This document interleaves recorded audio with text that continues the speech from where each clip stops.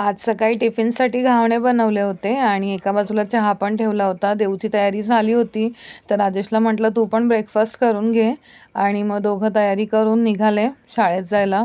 सध्या राजेश घरी आहे त्याच्यामुळे मला खूप आराम आहे.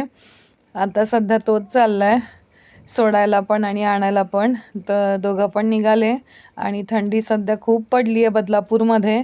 आणि माझं छोटं बाळ अगदी म्हणजे इतकं बरं नाही आहे माझ्या बाबूला. एवढी सर्दी झाली आहे तिला, खूपच सर्दी झाली आहे. आणि बघताय टुकूर टुकूर दुपारी जेवणाला ब्रेड आणि हे केलं होतं, ऑमलेट केलं होतं. नंतर तयारी करून राजेश निघाला देवला पिकअप करायला. त्याच्यानंतर मग आले दोघं. आज असंच हेअरवॉश पण करून घेतलं. नंतर देवने दरवाजा लावला. मी खाली गेले कारण माऊलीचं दर्शन घ्यायचं होतं. इस्त्रीसाठी कपडे दिले, तिचे स्कूल युनिफॉर्म होतं आणि राजेशचं शर्ट होतं.